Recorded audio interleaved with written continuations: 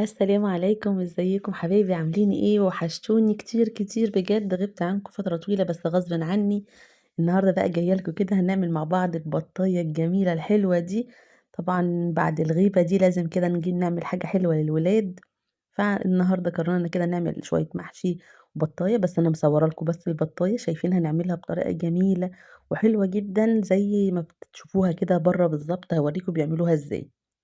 طبعًا أنا كنت غايبة عنكم الفترة اللي فاتت دي كلّها، فعلًا كنت تعبانة من ساعة ما عزّلت، ويا ريت الناس تسيب الناس في حالها والعيون وحشة جدًا، ربنا يعافينا يا رب عين الناس جميعًا. هنخش بقى مع بعض على البطاية بتاعتنا، هنحتاج شوية ملح، شوية فلفل، شوية شطة، وكمان الكيس اللي هي البهارات بتاعة الماجي البودر. تمام، أنا الحاجات دي كانت عندي من قبل المقاطعة، طبعًا أنا عاملة مقاطعة في حاجات كتيرة، بس كان عندي حاجات متبقية فباستخدمها، غير كده هنجيب حاجات بقى من العطار سايبة. هنا بقى معايا بصلتين كده حلوين وسط، حطيت عليهم شوية ملح وسِبتهم كده 10 دقايق ربع ساعة علشان آخد المَيّة بتاعتهم.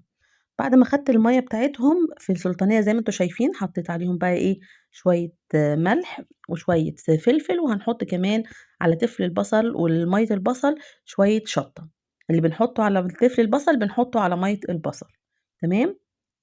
هاجي هنا بقى هاخد معايا من الكيس بتاع البهارات الfine foods أو الماجي، هنجيبها طبعًا دلوقتي بعد المقاطعة دي هنجيب الحاجات دي طبعًا من العطار سايبة، هنحط شوية هنا وشوية هنا. وهنقلّب مَيّة البصل، وكمان هنحط بقى التفل ده هاقلّب كل حاجة أنا حطيتها على تفل البصل ده كويس جدًا، جدًا، وهنقلّبه بإيدينا علشان أنا عايزة أخلّي البصل أتبّله بالملح والفلفل اللي أنا حطيته عليه كويس جدًا. أول حاجة بقى هنا النور هنا طبعًا قطع، هتلاقوا لاحظ فرقة الإضاءة لإن النور قطع.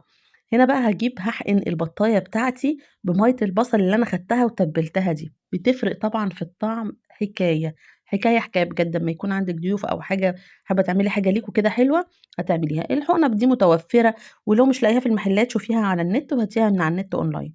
تمام، باحقن بقى البطاية في كل حتة كده من الصدر، بتبقى بجد خطيرة.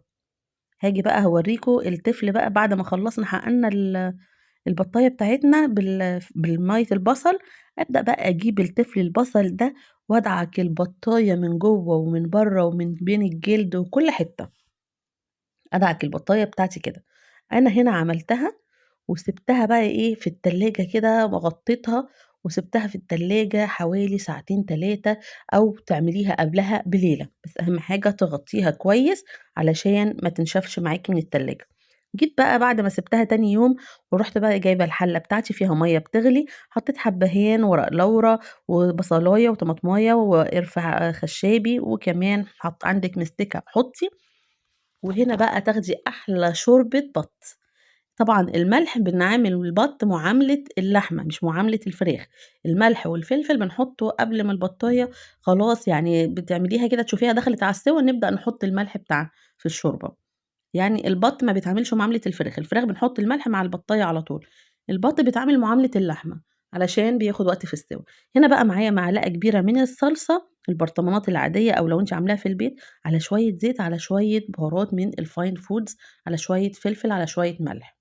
تمام، أقلّب كل ده كده معايا، وحطيت كمان هنا أهو شوية بهارات، وأبدأ أقلّب كل ده بقى كده معايا كويس جدًا، وفُرشة بقى وادهني البطاية بتاعتِك حلوة أوي، زي ما أنتم شايفين البطاية أهو أدهنها كويس جدًا، معايا بقى صينية كبيرة كده عشان تاخد البطاية، ونبدأ بقى زيت، ولو حابة تحطي فيها بقى معلقة سمنة كده بلدي حطي، ونبدأ نحمّر البطاية بتاعتِك.